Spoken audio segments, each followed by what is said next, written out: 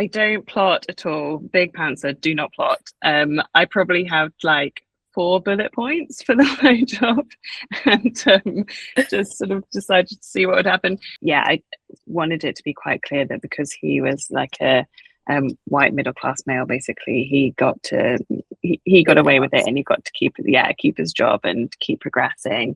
And you see it, as you say, in sort of everyday life. You see it in companies we all work for or have worked for, and so yeah, it was something that I definitely wanted to make quite clear. I think the most misunderstood is probably Lydia, the mother. Yeah. She comes across very hardy and ambitious and ruthless, and you could very easily think, why is she doing this? Like, why does she push her children into this? Why isn't she protecting them more? But she, I think, really truly believes she's doing the right thing. Welcome, Grace, to our chapter 25 bonus chapter on this very, very hot bank holiday Monday. Thank you all who is listening for joining us, whether you're in your garden, your home, hopefully air conditioned. Thank you very much. I'll start with a little introduction about the low job, and then we'll do a rapid fire, and then we'll get into some of the juicier questions. So the low job feels like watching a prestige family drama unravel in real time, and equal parts celebrity scandal, sisterhood, political fallout, and razor-sharp commentary on fame, feminism, and the performance of modern womanhood. It's chaotic, addictive, painfully funny, and unexpectedly emotional all at once. One moment you're laughing at an absolutely unhinged dinner conversation, and the next the story quietly hits you in the chest. At the center of it all is the Lowe family, messy, ambitious, deeply complicated women trying to survive the spotlight without losing themselves or each other in the process. So welcome, Grace. For those of you who haven't read The Low Job, you must, and we will keep it fairly spoiler free, but feel free to pop any questions in the Discord chat if you have, and we'll try to get them to them at the end. But yeah, thank you all for listening, and thank you, Grace, for joining us. Thanks for having me. As promised, I will start with a quick rapid fire. It's pretty easy, to be honest. So writing process, are you a morning writer or an evening writer, or somewhere in between? Definitely morning. By the evening, I flag massively, so I have to sort of get up as soon as possible and get to it. I do have a 3-year-old, which makes mornings sometimes a bit more complicated, but I'm definitely an early riser. I think that's like one thing about becoming a parent, where like I feel like your whole day sort of shifts earlier and earlier, and you feel like, these are my peak moments. I'm up, I'm on the go, I've got to capitalize on this, like 100%. And quiet room or background noise for writing? Definitely quiet room. Yeah, I've tried sort of going to cafes and doing other bits and pieces, and I can do it for a short stint, but I get far too distracted, so I have to sort of have like total silence. I can't face the window, like my window is here. I can't look outside because I will just get far too distracted. So I'm like, facing a blank wall, and that is how it has to be, I'm afraid. Zero distractions, just zero distractions. Like, writing bubble. Exactly. And first draft, messy or structured? So messy, like I don't know what's going to happen. I have no plan whatsoever, so I just go into it totally blind, and it's like as much of a surprise for me as it is for everybody else when I get to the end. I don't know what's happened. So yeah, it's definitely messy. I always like asking that question because I feel like as a reader you could never pick it. Like obviously we get the end product and it's amazing, but you can never tell, like ever tell. So I always love to answer that question.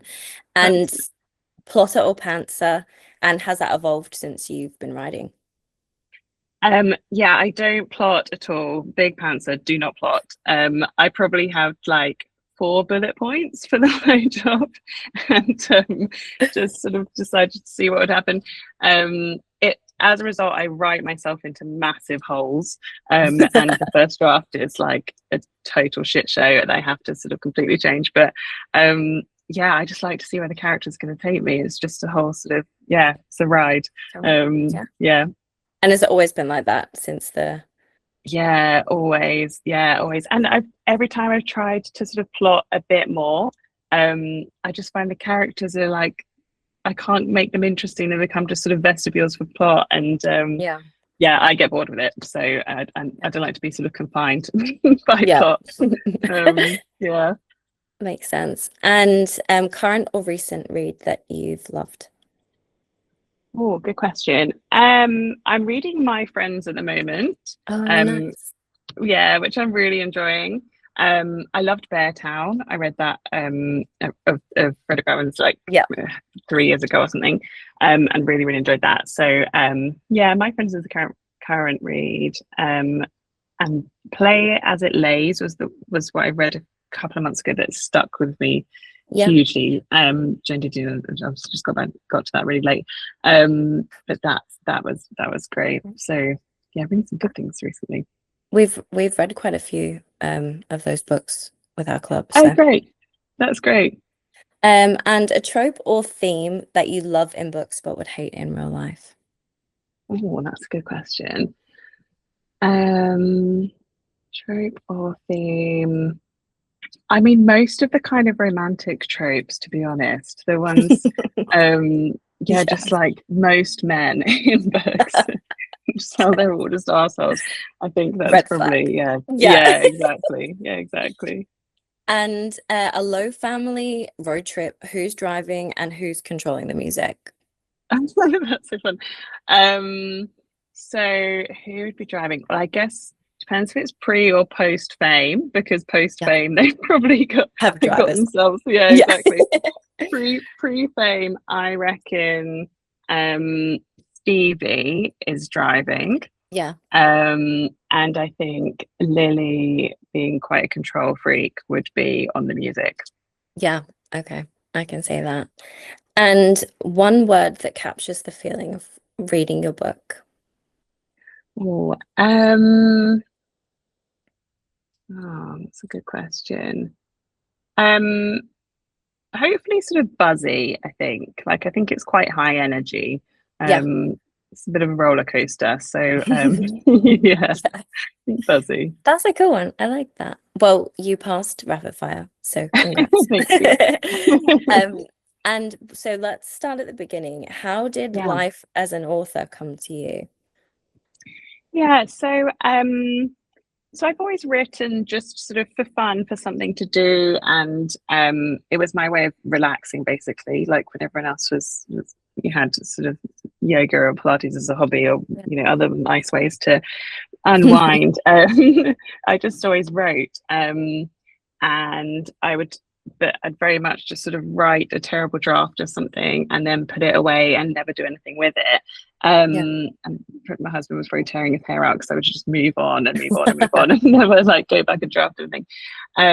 But then when I was on maternity leave, so I was working in finance, and I was on maternity leave, and it just felt like this great sort of expansive time, where I was able to think about things that weren't finance, basically. So I was able to really properly delve into a story, and that was the low job, and really focus on it. And by the time it came to going back to work, I'd just really fallen in love with the story and with the characters, and I didn't want to do what I've always done, which is just forget about it and move on. So I sort of tried to really plug away and edit it and get it to a good place, and got my agent for about 18 months after I started it, I think. And then we edited it for about 6 months before it went out on submission. It was quite a long process, from when we started the novel to now. But yeah, that was it really. A sort of hobby turned career, I suppose. That's cool. And oh, there we go. Let me bring. There's always one doorbell. I'll let them in. And where we are now, how has your process changed as a writer, or has it changed at all? I'd say it hasn't changed, to be honest. I think I would love to be a bit more of a planner, but I just can't do it. And then I end up just getting so mad at myself when I get to the end of a draft and it's so messy and I have to change so much. But it's just it's just not really it's not in me. So I think process is pretty similar. I think the only thing I'd say has changed is having gone through the editing process with agents and then editors. There is stuff that you just kind of, I can now hear their voices in my head a bit, you know, as I'm writing. So there's certain things that I guess I'm probably ironing out a bit as I go. But yeah, I think I'll always just be a very messy writer. Yeah. Like you said, if you sort of change that, you're not going to get the, you know, the desired product, or the character work is just not going to reflect what you want. So if it's working for you, and there is no, I mean, I don't write, but I've done a few Q&As now to know that there is no tried and tested perfect way for every single person. So that's working for you, then brilliant. Yeah, and I think it depends like what kind of thing you want to write and what's most important. Like for lots of writers, plot, you know, a really intricate plot is so important. And different genres, you know, obviously need that more than others. So I could never write a thriller. I could never do like a psychological thriller or anything like that, because I would just be useless because I can't plan anything. So yeah, it just sort of depends like what you want to write and how you know, what's most important to your story, I think. Yeah, I would be too impatient, I think, to be a thriller writer, because I can't keep secrets, and I can't like, I will spoil surprises. So I would be like too impatient in my own writing to be like, I'll just tell them now who it is. Page 2. Yeah, by the way. Yeah, I can't hold it any longer. And how did the low job come to you in the first instance, like the idea of it? Did you sort of start with the plot, the characters, or was there just like a single chaotic moment that you just couldn't stop thinking about and it grew from that? Yeah, I think it was kind of the characters more than anything. It was the first chapter of the low job has always been there, basically. So like that hasn't changed. So it was that inciting incident. Everything else from there has changed massively, but that's the first chapter was very much there from the beginning. So yeah, it's I love reality TV, and so I'm sort of endlessly interested in how these people go from, you know, just being very much unknowns to being on this total roller coaster of fame, and how sort of subsequent series of reality TV are this weird dislocation where you know they're famous, but they're still trying to kind of act as if they're the same as they were in series 1, and just that whole charting of these people's lives I find really fascinating. And so I wanted to have that kind of reality TV focus, and the inciting incident was just sort of where it landed. And I'd say Lydia, who's the mother, she was probably the character who came first, and like thinking about how, you know, a bit like obviously other mothers in the spotlight, like Kris Jenner or whoever, or the Hadid, I don't know better than Gigi Hadid's mother's name, but like, you know, those kind of women and how they guide their family, and how they sort of create this this brand for them, I just find really, really interesting. And so she was probably the first one that sort of came to mind. I watched a lot of Dance Mums for a while there. Oh yeah, nice. And maybe Toddlers and Tiaras for a short period in my life. Now I'm thinking about it, I might do a rewatch just for sake of research. And going back to the first chapter, in my like mid-tier expert opinion, because I'm not a writer, but I read a lot and occasionally do Q&As, so we'll put myself in the mid-tier of opinions. I would say it is one of the most iconic opening lines I have ever read. I know you've just said that first chapter was sort of always there. Was the first line, and whoever's listening, I have shared the first chapter. If you guys haven't read it yet, please read it. But if not, ask your host and they can share with you the PDF that I've sent around. But has that first line always been there? And was it always the intention to just start with a bang, I guess you could say? It was basically, I don't like, honestly feel like I can't really remember writing most of this book, like it's in some kind of like fugue state. I don't really know what happened. At the very, very early draft, there was kind of like it wasn't like a prologue, but it was like there was this scene, I suppose, first, that I ended up removing, and then the opening line was the opening line, and that first chapter was like as it was. So, so yeah, I don't know. Honestly, it just sort of happened. I didn't really think too much about it. I also didn't think I was going to read this book, right? This was just like something fun to write. So that has been quite a funny experience. And like the first couple of drafts were like absolute dirt. Like there was so much sex in it, and it was just like so raunchy and raucous. And then I sort of had to tone that down a little bit when I realized that she was going to sort of leave my laptop. So it just that first line just started it all off. Basically, it all just sort of came from that. I suppose there's kind of like an exciting like freedom in that, of like not ever thinking that what you're writing is going to leave your laptop. So you're just going to go for it and be like, love that. I'm going to put that in there. And then, exactly. You know, it's just, I suppose it makes you brave in a way to just be like, well, I think that sounds good. So I'm going to. Totally. Totally. Exactly. You're just writing for, when you're just writing for enjoyment, it's just what makes you feel good as you're writing, what do you want to put down on the page. So writing subsequently, since the low job book deal has been a lot more self-conscious, which has been strange. It's been hard to sort of trying to turn that off, but it is it's a very different experience for sure. I suppose you want to kind of like cling to that like pre this phase obviously and be like, right, that was for the enjoyment. I want to hold on to that, and that's like your good spot. But totally. And I suppose in the way that the book opens, like you said, the way that the feeling that is the novel, like you said, is buzzy, and the first line kind of does create that immediate buzz, that bold chaotic energy. And I think that, just like you said, it's a roller coaster, and it just follows through the rest of the story so perfectly.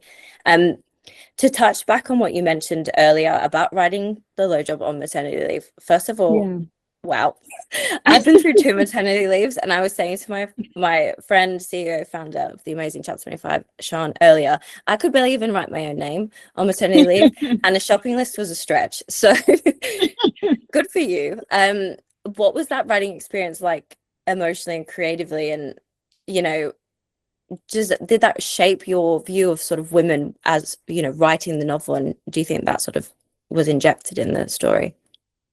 Yeah, I think so, massively. I think it was because I was working in finance, which is like a very male dominated industry.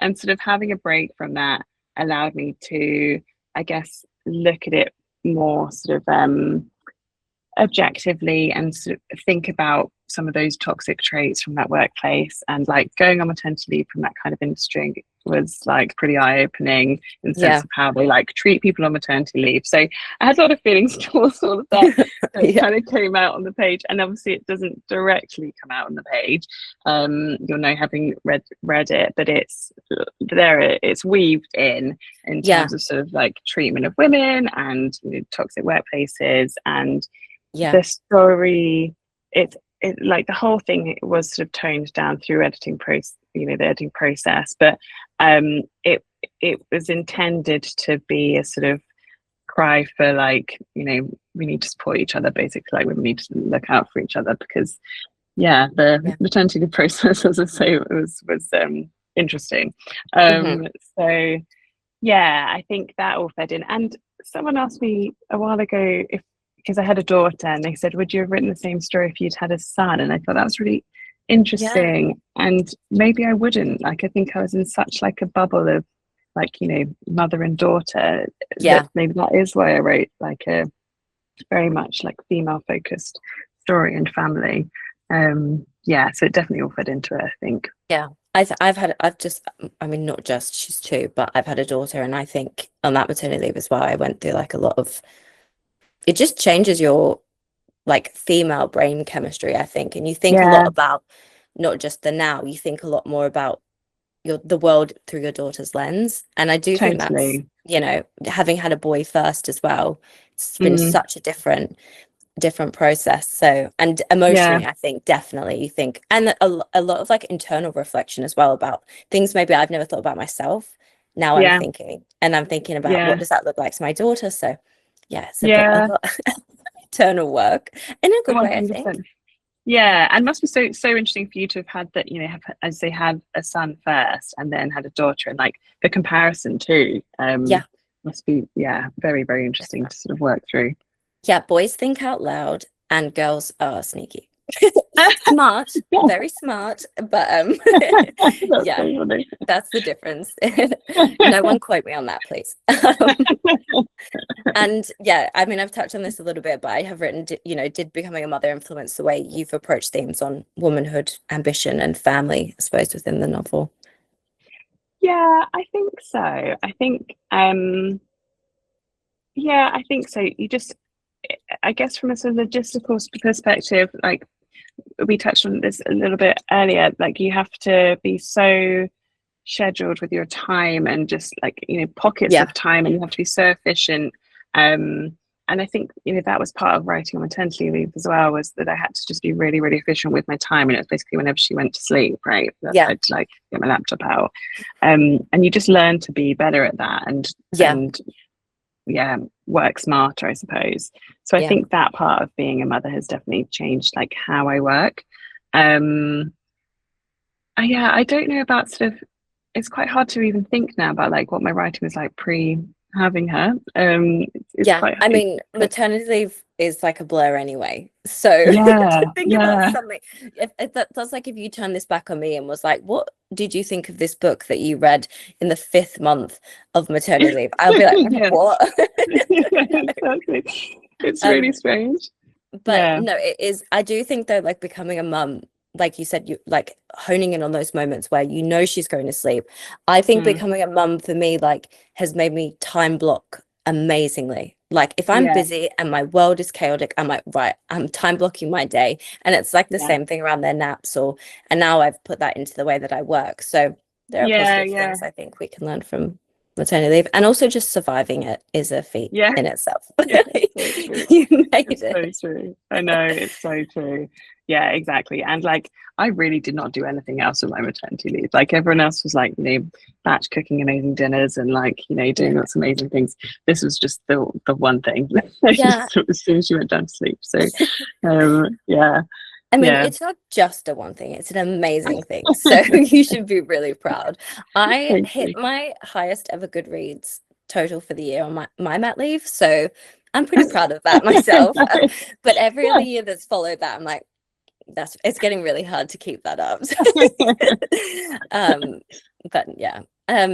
So the Low job follows resilient and resourceful Low family in the wake of a huge political scandal.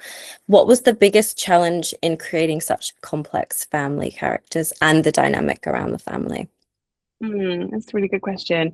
I think it's hard to balance like a sort of ensemble cast and give them all enough space and time without the book becoming, just an absolute tome. And that was definitely tricky. Like every scene had to serve a purpose, and it couldn't be just sort of, endless interiority, because you needed to give everyone, enough time to develop their arcs. That I think was probably the trickiest thing. And I didn't want any of them to just be background characters. I wanted them to all have their own sort of development and interesting stories. And I really loved writing them all as well. So I could have just written like a whole book on each of them.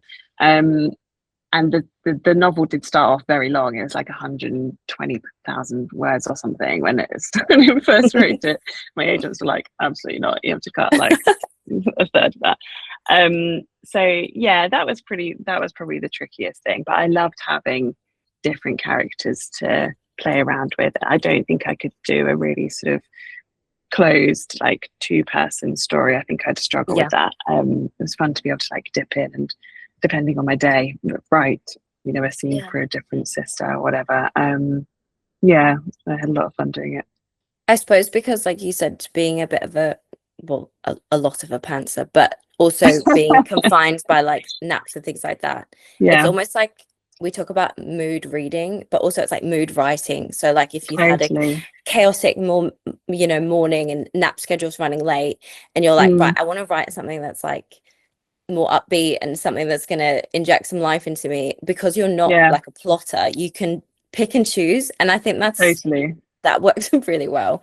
But yeah, we obviously have, like, we talk, Lily is the main sort of character. We obviously have Yeah, the no nonsense but like quietly romantic Stevie, yeah. free spirit Iris, teen athlete, occasionally troubled Katie. That's not a spoiler. But how did you sort of approach making them feel so individual in the process? Was there any planning in that, or did you just put pen to paper and see where their characters went?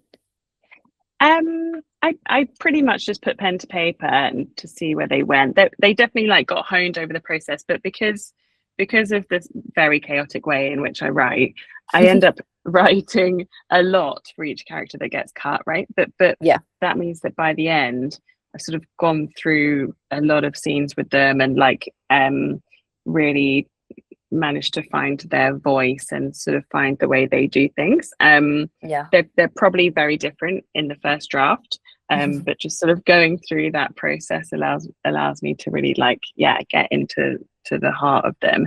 I'd say Iris was probably the hardest character to really dig down Yeah. into. She was the one we did the most work on.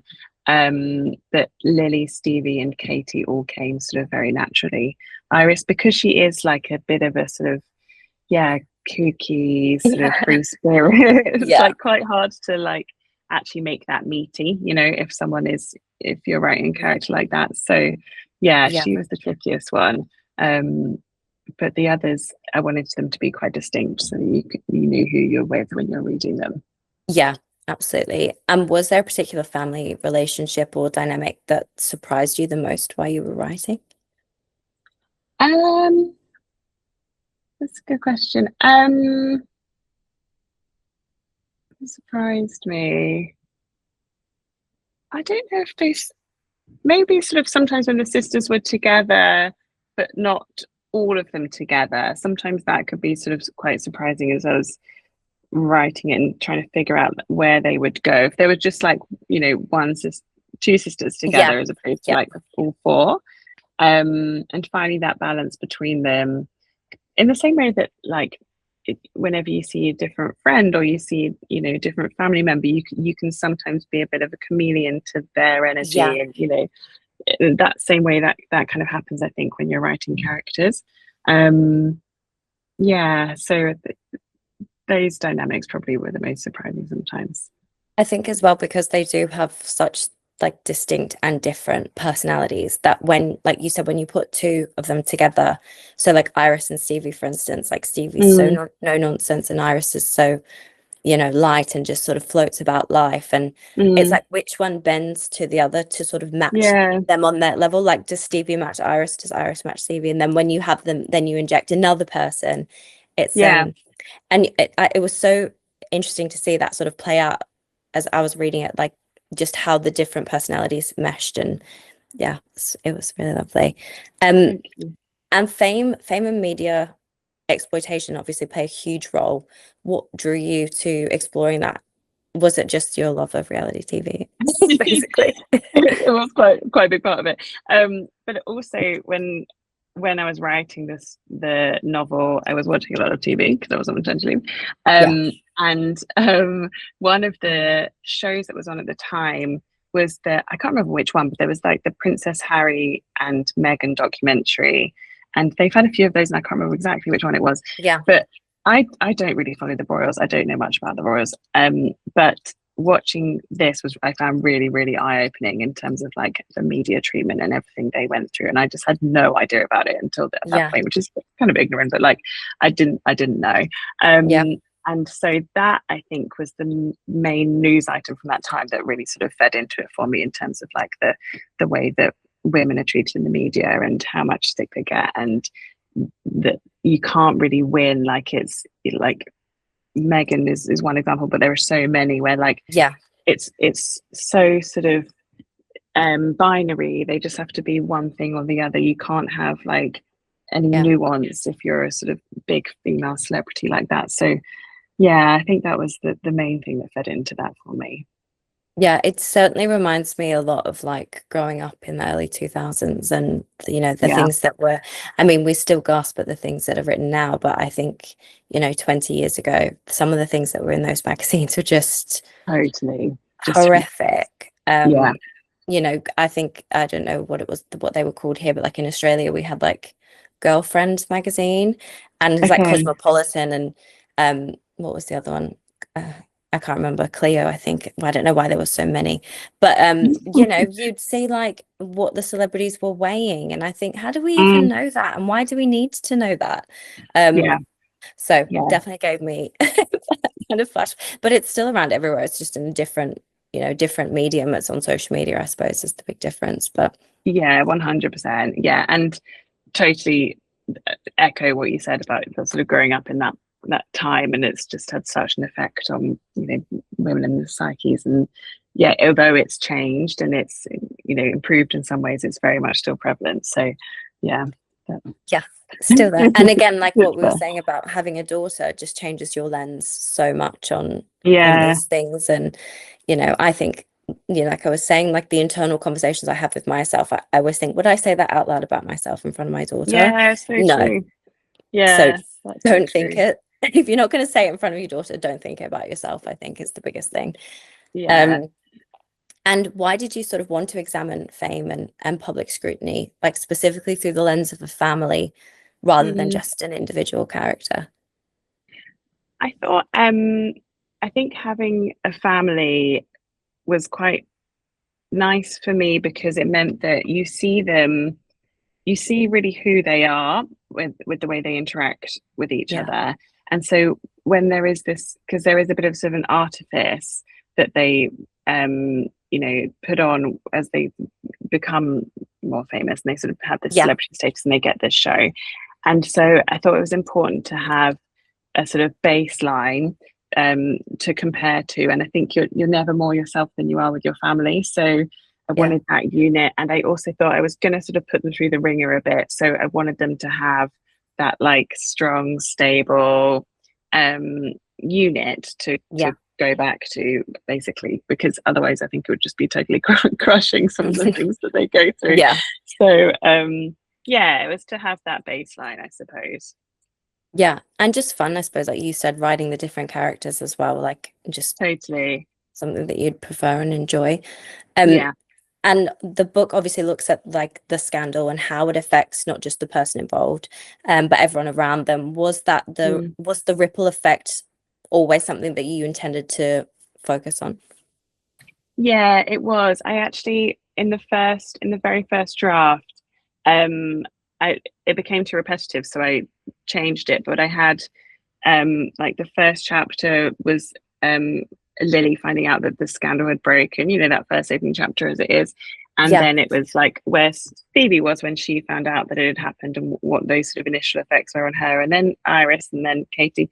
It yeah, was way too repetitive, so I had to sort of cut that out. But that was sort of, yeah, very much the idea from the start was to sort of see how it affects them, and like yeah, at different speeds and like different cadence as well. Like they're not all immediately brought into the show and yeah. the fame. It's sort of, there's a ripple effect, I suppose. But yeah, I did want to see like how it affects them all.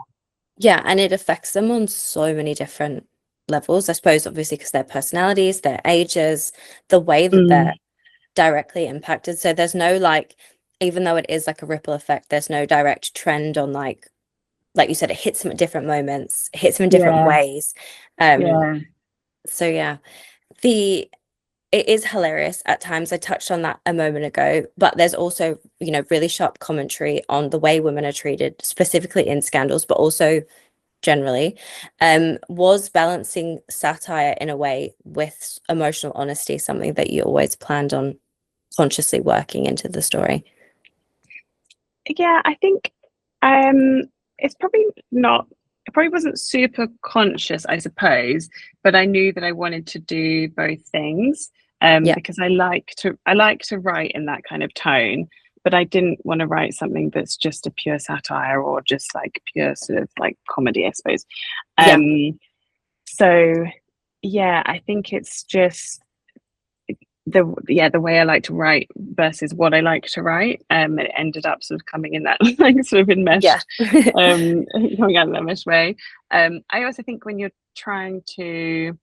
sort of trying to say something, it can be a bit easier to add some lightness to it to like get people through it, do you know? Yeah. Yeah. So yeah, it was not super conscious, but there were definitely moments where I knew that was what I was doing, I suppose. Yeah, that makes sense. Oh, I'm bring this person in. I'll let them in. And Teddy is an interesting figure because Yeah. so much of the fallout of what happens, again, it's not an immediate spoiler, it's pretty obvious from the start of the book. So much of the fallout lands on Lily, rather than him. Were you intentionally sort of exploring the gender imbalance within, specifically public scandals, but again, in everything? Yeah, totally. I think like you only have to look back in quite recent history to see Yeah. examples of it, right? So that was very intentional and was another thing that was probably slightly watered down during the editing process. But yeah, I wanted it to be quite clear that because he was like a white middle class male, basically, he got away with it, and he got to keep his job and keep progressing. And you see it, as you say, in sort of everyday life. You see it in, companies we all work for or have worked for. And so, yeah, it was something that I definitely wanted to make quite clear. Yeah, I suppose you wouldn't have had to look too far for direct inspiration for Teddy. Like, Yeah, in yeah, terms of exactly. character work, just don't need to cast that net very, very No, wide. exactly. No, exactly. And not every character is like traditionally likable, but Mhm. they all feel superhuman to us.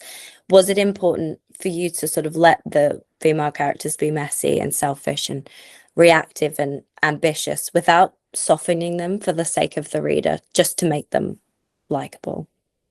Yeah, I think so. I that was quite intentional, I suppose. Especially Lily, she's super ambitious, super driven. She doesn't give a Yeah. shit, like, about upsetting people or whatever. So, probably quite an interesting choice for, the protagonist. But I personally find reading really earnest, sort of selfless characters. Don't enjoy reading those kind of characters myself. So I was never going to write someone, I guess, too sort of meek and vulnerable. I needed, Lily needed to have those characteristics to get herself in the situation she got herself into, and to then do what she went on to do. But yeah, I like reading and hearing about those kind of messy individuals who mess up but then are happy to hold their hands up and say they've messed up, and she gets herself into some very interesting situations, but I think she's quite quick to acknowledge what she's done, which was important. No, and she doesn't just acknowledge it, she like completely rides it out and it's like, right, yeah. Yeah, exactly. And the sort of female characters as a collective, they feel, like I said, incredibly human and flawed in a way that makes them real to the reader. And I think that reading it, because the characters, their personalities are so broad, you would struggle to not find a character that doesn't resonate with you, even in like a small amount. I don't know if you've watched Succession, but I feel like it would be like watching Succession if like the siblings in that had a very like expensive and deeply toxic group chat. Like that was my vibe for that. But how did you balance like the chaos between like the emotional depth with the characters that still keeps us invested in them? Yeah, it's hard. I think it's a hard line, and I'm sure there will be readers who just think, my God, these people are so annoying, like why do we go at each other? And I'm totally prepared for that. But I think, if you're gonna have the story that I wanted to write, what they were gonna do and how they were gonna take advantage of the situation, they just needed to be a certain level of sort of chaotic and willing to just roll with the punches. So yeah, they are a total whirlwind, and when they're together it can be like super catty and Yeah. they can be really harsh to each other. But I wanted them to be that way so that when they are more earnest and loving and caring for each other, it sort of means a bit more. Yeah. Yeah. Because there's that sort of dislocation, I suppose. And I grew up with two sisters, so we Yeah. don't we don't speak that way to each other anymore, but we very much were horrible to each other when we were teenagers. So I sort of drew on a lot of that when I was Yeah. writing some scenes where they were just at each other's throats. I was going to say, do you have sisters? I don't. I have two big brothers, so I'm totally Okay. oblivious to the world of sisters. But I can imagine, like you said, when they're so able to be like catty and say what they want and take it super low in Yeah. like a safe space where you can do that and know that like that sister will be your sister, even when you've, Yeah. I don't know, trashed her favorite shoes or whatever it's like as a teenager, then it grows into adult life. But then Yeah. on the other side of that, that like if you've gone to those lows together as sisters, then Mhm. you know that when you really need each other, that you can depend on each other and that will come back around in a different way. So I think, you've got to be able to, I guess, be in the trenches together and then Totally. And did you ever worry, I suppose, you've only just debuted in since Thursday, so it's not been that long, Yeah. but there's obviously some very lucky few that have read the book early, including me.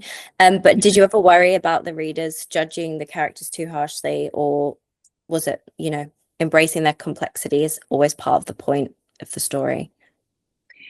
Yeah, I think I've worried about that more like as we've gotten towards publication, Yeah. because I was writing it just for fun. I was just writing these characters who I enjoyed writing and Yeah. thought would be quite interesting to read.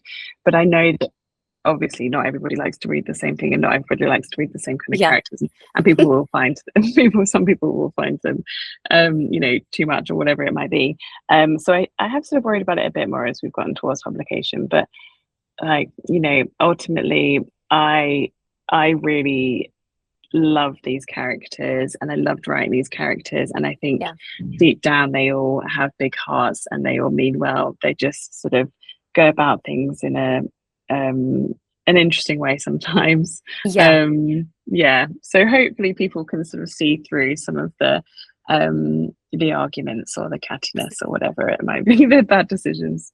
And find I a heart suppose it's got to be realistic though, because as well, like the people that do get themselves into situations like this and then turn those situations into them what follows next, obviously the reality program and things like that, their personalities are like that not anyone could do that. So you've got to sort of write what's true to what would hypothetically happen and who the kinds of people this would happen to. And that's often not immediately likable people, but there is, like you said, and they do absolutely have big hearts. And I mean, as a reader, I completely recognize that. So, but yeah, they're not going to be, they're in a crazy situation and probably half of them are in flight or fight, considering the thing they've just been thrust into. So, that's true.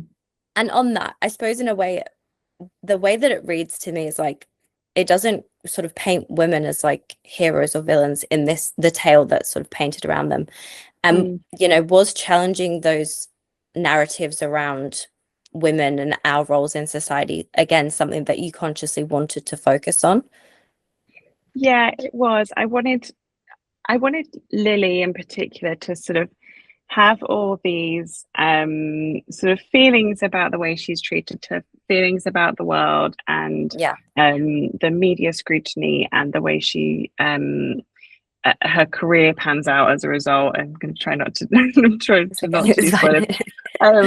But all the things that happen to her and the way that she is the way that she's presented, I wanted to have all these big feelings about that, but I didn't want her to sort of be this perfect feminist who was able to articulate it in a sort of new and profound way. I wanted her to really still be finding her feet. So there's a point at the end where she tries to sum some of this up and the way she's feeling about it, and she stumbles basically. She's not great at it yet. She, you Yeah. know, in the future maybe she will be, but she's very much still learning. And I think it's, you know, yeah, she's finding her feet there, and that felt quite important. I didn't want her to know all the answers and have the perfect things to say, and yeah, be the sort of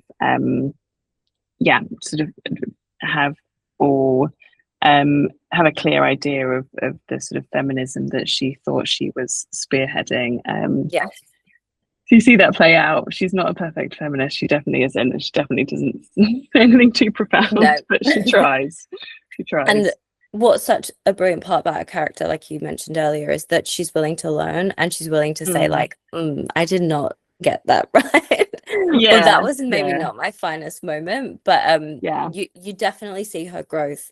And like I can totally see, I mean, the way that the book is written, and obviously you can visualize them so strongly, and like the things that she gets involved with and the things that she puts out into the world, like you could clearly imagine what that would look like if I saw that on social media or if I saw it on the TV. Like, so I love that. And for like to read it, it was just such a like a visual experience as well, and I could totally just see Lily and half of the things that she was doing.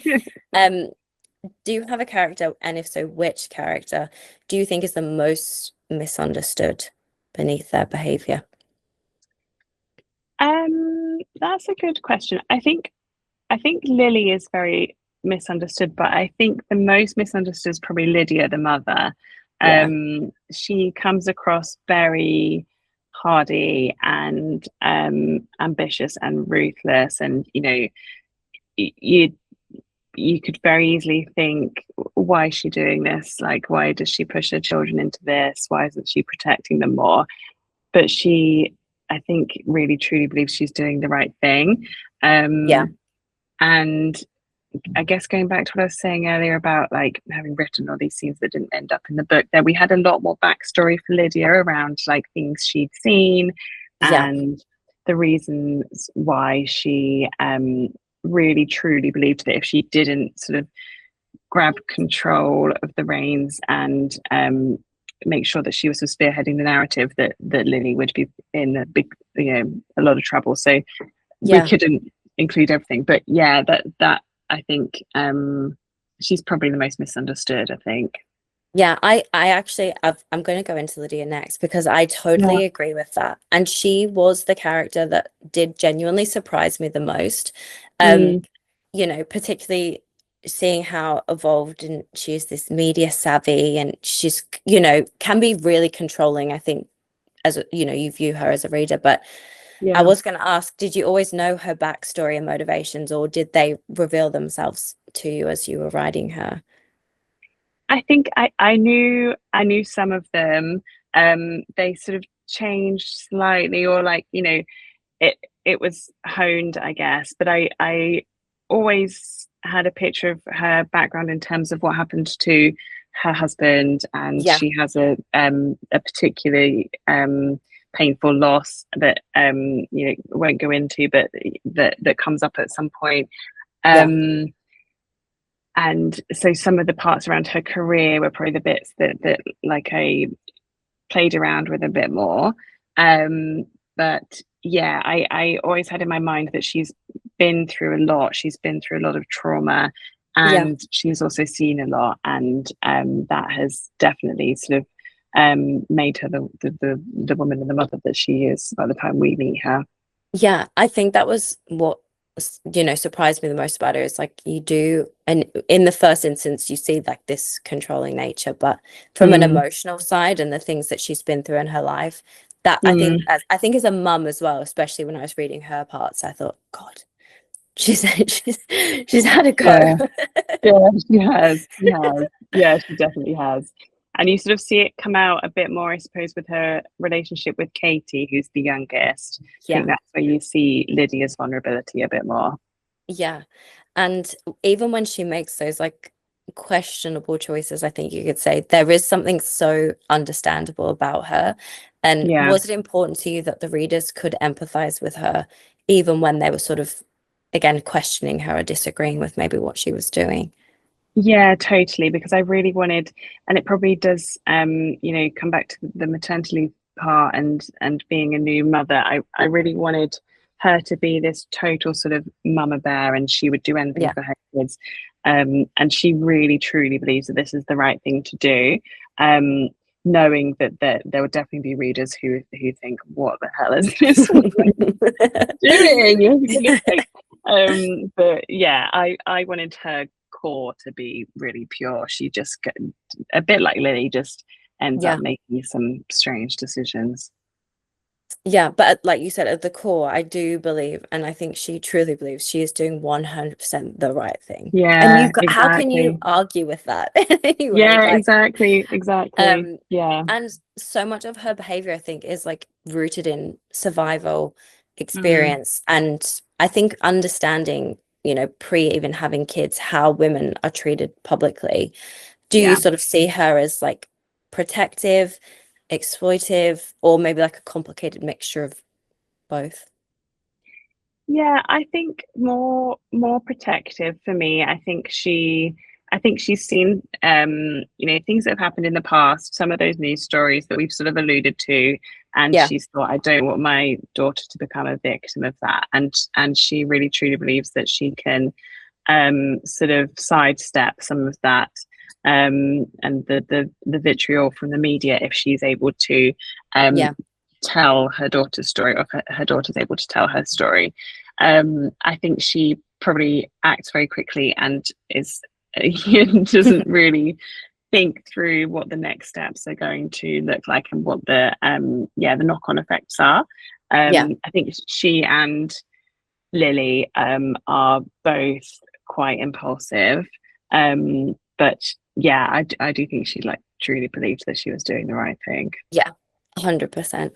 And just to jump to a completely different topic, Mm. looking back now, is there anything you wished you'd known before entering the world of publishing? And how has the process surprised you? Mm. Yeah. Anything I wished I'd known. Um, I think I guess I didn't quite realize sort of how hard it is to break out as a debut, and like what that looks like, and the publishing industry is quite tough at the moment, and people sort of Yeah. tell you that, but like you don't really know until you sort of muddle through it. Um, I also didn't realize how long everything takes, and Yeah. there are so many steps to the process, and yeah, I definitely didn't realize that once when you sign a deal, it's like 18 months, 2 years before your book's going to be on the shelves. That was quite a shock, Yeah. um, especially having come from an industry like I was in before, which is like everything is so fast and it has to be Yeah. done yesterday. That was quite, yeah, that was definitely a bit of a shock. But otherwise, I've been really lucky to have amazing agents and editors who have sort of very much guided me through the process, and Yeah. always there to answer questions, which is great. But yeah, it has been different. It's been very, very different. Yeah, I suppose it's like untraining your brain in a way of like what you're so used to previously Totally, to something so completely totally. different. And that Yeah, takes so exactly. much time. Um, Yeah. and is there a line or a moment in the book that just feels especially personal to you? Uh, there's a line, I can't remember exactly the wording, but it's something about like um that the sisters are always there if you fuck up, basically, and that's just That's what sisters do. um, I can't remember the exact wording, but yeah, that one I think kind of sums up the whole thing for me. yeah, And it feels very true for, yeah, me and my sisters. We have like the best relationship, and I know that, yeah, they would do anything, and vice versa. So that's probably the one. how early did you share the draft with your sisters? Actually, really late. So no one read it. No, yeah, no one read it actually until we had a proof version. Wow. So really late. Yeah. So yeah, my husband included. Like, yeah, we just, I don't really know why. I've just never really shared my work particularly. And then once once I got an agent and it became a bit more realistic that we might get a deal, Yeah. I kind of thought, well, we'll just wait then and get the final version to people, the edited version, because they're not going to want to read like the early version and then the edited version. So yeah, I waited until I had a couple of proofs and then gave them to my sisters and my mum and my husband. Because that one I read. There's no denying, I think, when it gets to that point, like, okay, this is real Yeah. now. I have Yeah, something to exactly. physically hand. Yeah, exactly. Were your sisters curious about if you drew any direct inspiration from either of them? Yeah, they were. Yeah, I did get very much drilled on that. Which one am I? Which one am I? They both wanted to be Stevie, so they probably are. We both are quite Stevie, to be honest. Yeah, so I think we're all a little bit of all of the sisters, but yeah, I've got very funny sisters, so, and I think Stevie's probably got the best sense of humor. So yeah, I think it's like watching like Sex and the City, and everyone's like, oh, I mean, everyone wants to be a Carrie, I feel, but like no one is. Like you're all a bit of someone. I think that's the best way anyway. Yeah. And what do you hope readers carry with them when they finish reading The Low Job? I mean, I really would like people to just come away with sort of like a feeling of warmth, basically, just like feeling like they've read something that they really enjoyed and they had a lot of fun reading it. You know, it's a bit like sort of hiding vegetables in dinner, you know, that's what I just said about it. Like there are some point, you know, some more pertinent points to take away, but like ultimately I really just want people to have enjoyed it, because we don't have much time anymore, and books are expensive these days as well. And so I feel like if people are going to give up, you know, their hard-earned money and time, I really just want them to have had a good time reading it, basically. Yeah, that is true. I mean, you've actually nailed it perfect with the vegetables situation, because like I said, it's so deeply funny, but there are those moments where you're like, oh God, that does resonate. And you've definitely hit the nail on the head there. And what advice would you give to those listeners who are yet to start their very first draft? So I think everyone sort of says like, write what you want to read. But I think write what you want to write, like what's going to bring you the most joy. I also think what's super helpful is writing other forms. Like I've always written screenplays as well, and that's really useful for trying to make more, you know, dialogue more concise and you know, snappier. And I've tried writing like stage plays, and that does more of, you know, in terms of thinking about like where characters are and what they're actually doing, the actions. And then like poetry will obviously help you more on the sort of lyrical nature of the on the sentence, you know, sentence by sentence level. So I'd say also writing other forms is super helpful, even if you don't do anything with it, just to like try and sort of rework, you know, your brain in a different way, I suppose. I've always found that really helpful. That's why I always really enjoy asking that question, because it is so different every single time I ask. But I would never have thought to. I mean, like I said, I'm not a writer. I'm just appreciative of the things that people write. So thank you for sharing that. And what's next for you on your writing journey? What does the next 12 months, 2 years look like for you? Yeah, so a few different bits we're working on at the moment. So I've got a draft of a second novel that's currently with my agent. So waiting to hear like whether that's a go or whether I'm back to square one. I'm working on a TV project that's based off a short story that I wrote. So working with a production company on that. That's not been like fully announced yet.